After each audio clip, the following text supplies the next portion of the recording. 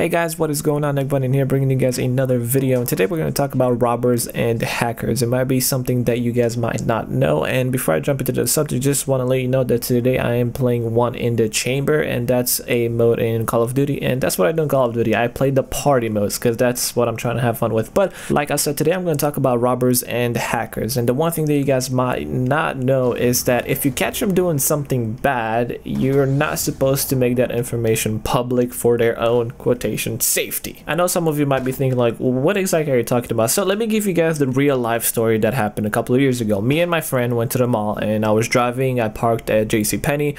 I have no idea why that's important. JCPenney is kind of like in the middle of the mall, so it's like the perfect parking because not a lot of people park there. Anyway, so I parked at JCPenney and we went to see a movie. We came back to the car about two and a half hours later, and when I went to unlock my door, I noticed that my door was unlocked. So I'm like, did I forget to lock it? And then I opened the door and I noticed that on my driver's seat there is a screwdriver. Now I recognize the screwdriver because that's my screwdriver. So I looked in the middle of the dashboard and I saw there's a whole bunch of wires hanging. So I'm like, oh no, I think I just got robbed. I quickly popped the trunk and I went to see if my subwoofer was gone, but my subwoofer was gone and there was a whole bunch of wires in the trunk as well.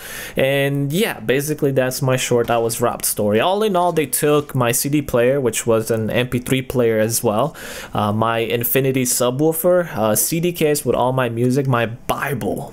I know, they took my Bible, a Romanian Bible. Now, I did have about 200 Australian dollars in there, about 50 American dollars and some Romanian currency. A lot of pictures from my childhood and Romania and the church over there and friends, and some written letters that some people from Romania sent me, and also my guitar tuner. So out of everything in there, I really regret that they took my Bible. Not because of the money and stuff like that. I don't care about that, but that was like my first Bible. I had like notes and I had like written stuff in it, and then the letters and the pictures. So that's the one thing that I do really regret. But now the story gets interesting when I call the cops, because I called 911. I want the cops to show up to figure out what exactly happened over there, and they didn't. They actually called the mall and they sent me one of those security mall cop guys, and I don't think there's a more useless position than that guy. And also, you guys know that I'm a pretty nice guy, or at least I try to be, and try to be positive. But when you're that fat, you go on a diet, you don't show up to the guy that just got his stuff stolen with food. Yeah, so the guy was eating food while talking to me and writing down my report. Like, in my mind, I was like, seriously, can you not take a break for 5 minutes from eating to write down my report? And he was sweating from eating the food and writing down my report. And this is not even the weird part.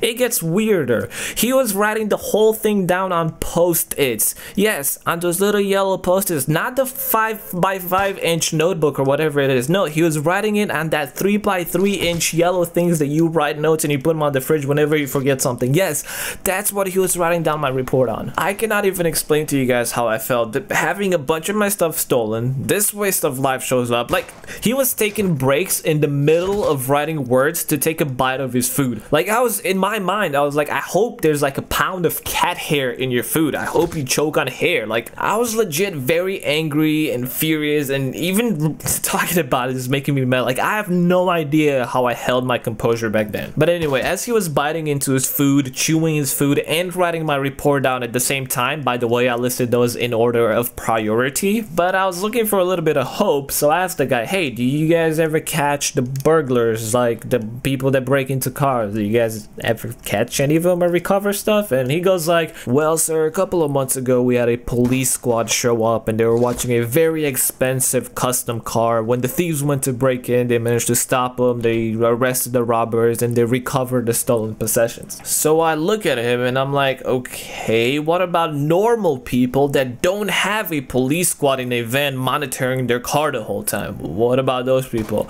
Well, sir, we have to take the report into account and compare the evidence and try to see if we can recover any of the stuff. So I just looked at him and I was like, listen, in the past 3 years, have you guys recovered anything? And he goes like, no, sir, we have not, but there's still a chance. It doesn't mean that it's lost forever and stuff like that. So at that point, I looked at my friend and I was like, dude, let's get out of here. I'm wasting my time. I'm like, this guy seems like an idiot. As far as I know, he's writing down food ingredients for his dinner later on tonight. And right as I was about to take off, my friend goes like, dude, there's a camera right above your car. How about you just ask him to take a look at the footage? And this is where things get even more stupider. Yes, I did just say more stupider. It's sarcasm, get over it. They would not show me the footage because if I know the person, I'm gonna go do do my own justice. I'm like, no, if I recognize the person, I'm gonna tell you and the cops who it is, and you guys can recover my stuff back. I'm like, are you serious? And he's like, no sir, I cannot show you the footage. I'm like, are you serious? And he's like, you're gonna have to get a lawyer and do all these things and take it to a judge and etc.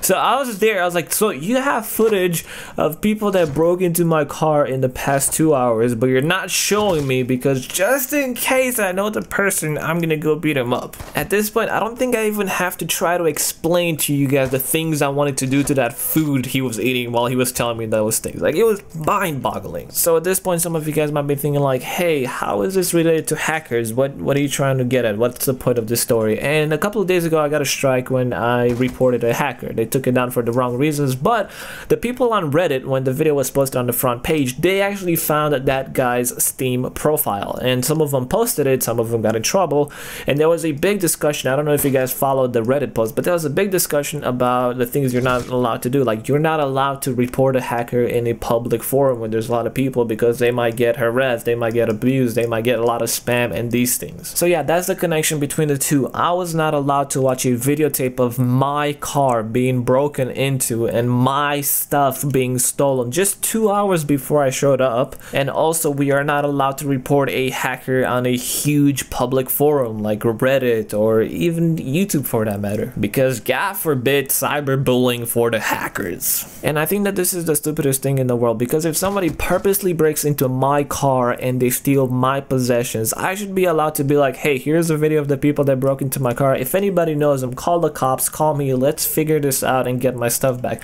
If somebody purposely downloads hacks, purposely installs hack, purposely activates the hack in the game and ruins the game for everybody else, I should be allowed to be like, hey, here's footage of the guy, here's him hacking, here's him ruining the game for everybody else. Ban him, ban his game, ban his account, ban everything in his life. Just don't let him ever play again. How is there going to be discipline if there is no punishment for their actions?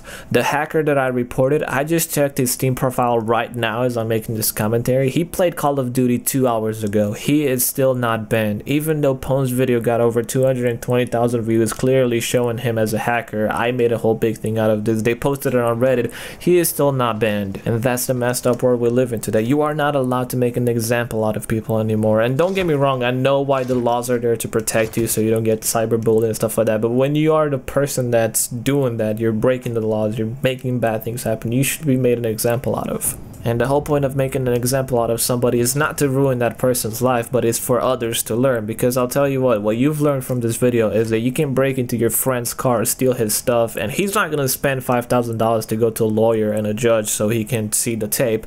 So you're probably going to get away with it. You can hack. I can probably hack and put it on my account, me hacking, and I'll tell you what, I'll probably get another strike, but I'm not going to get banned, because God forbid Activision loses another number in their statistics to show for how many millions of people are playing their game. But yeah, that's the messed up world we live in, and I know some of you guys knew that, but I still wanted to open up the discussion in the comment section below. If you want to help this video or this channel, you know what to do. I'm not gonna say it because I know whenever I say those things, some people are put off by it.